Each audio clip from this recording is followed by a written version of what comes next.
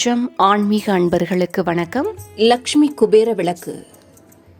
செல்வம் பல மடங்கு பெருகவும், நமக்கு தேவையான செல்வத்தை சம்பாதிக்கவும், நாம் சேமித்து வைத்துள்ள செல்வத்தை பாதுகாக்கவும், எப்போதும் நம் வீட்டில் செல்வம் நிலைத்திருக்கவும், நமது வீட்டிற்கு எப்போதும் செல்வத்தை ஈர்க்கும் சக்தி கிடைப்பதற்கும் நாம் முழு மனதுடன் செய்ய வேண்டியது விளக்கு பூஜைதான் என்பது முன்னோர்களின் நம்பிக்கை.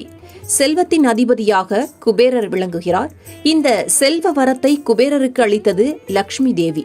இந்த லட்சுமி குபேரர் இருக்கும் இடத்தில் லட்சுமி கடாட்சம் நிறைந்திருக்கும் என்பது ஐதீகம். எனவே இந்த லட்சுமி குபேர விளக்கினை ஏற்றி வழிபட்டு வந்தால் சகல செல்வமும் கிட்டும்.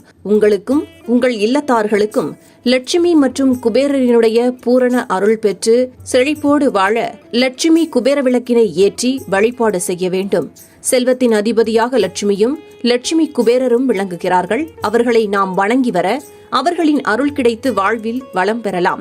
லட்சுமி குபேர விளக்கை ஏற்ற சரியான தினமாக வியாழக்கிழமை பார்க்கப்படுகின்றது. வியாழக்கிழமையன்று மாலை 5 மணி முதல் இரவு 8 மணிக்குள் இந்த லட்சுமி குபேர விளக்கை ஏற்றி பூஜை செய்வது உகந்தது.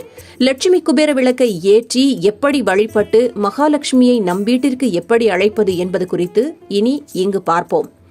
லட்சுமி குபேர விளக்கை ஏற்றும் முன் செய்ய வேண்டியவை.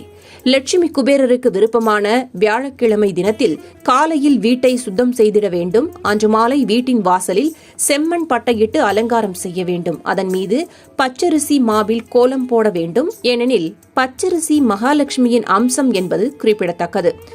லட்சுமி குபேரருக்கு விசேஷமான எண் 5. எனவே 5 ரூபாய் நாணயத்தை பச்சரிசி கோலத்தின் மேல் வைக்க வேண்டும். வாசல் நிலைப்படிக்கு சந்தனம் இட்டு மஞ்சள் குங்குமம் வைக்க வேண்டும். அதன் பின்னர் கரும்புள்ளி இல்லாத ஒரு எலுமிச்சை பழத்தை எடுத்து அதை 2ஆக வெட்டி ஒரு துண்டில் மஞ்சள் மற்றொரு துண்டில் குங்குமம் தடவி நிலைப்படிக்கு இருபுறமும் வைக்கவும். அதன் பின்னர் நிலைப்படியினுடைய இரு பக்கமும் மலர்களை வைக்கவும்.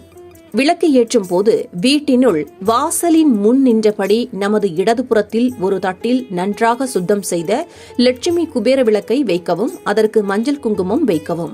அதில் நல்லெண்ணெய் ஊற்றி 2 திரிகளை எடுத்து ஒன்றாக சேர்த்து ஒரு திரியாக்கி லட்சுமி குபேர விளக்கில் திரியிடவும். பின்னர் வீட்டில் பூஜை அறையில் விளக்கேற்றியவுடன் லட்சுமி குபேர விளக்கிலும் தீபத்தை ஏற்ற வேண்டும்.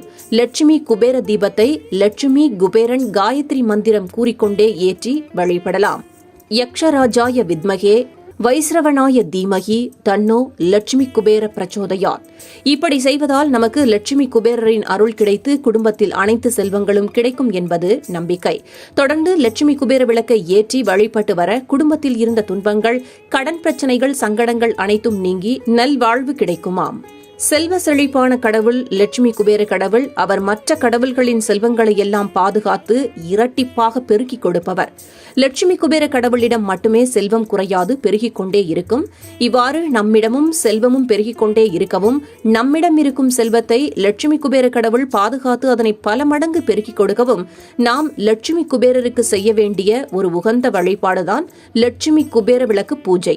வியாழன் அல்லது வெள்ளிக்கிழமைகளில் இந்த விளக்கினை ஏற்றி வழிபடலாம்.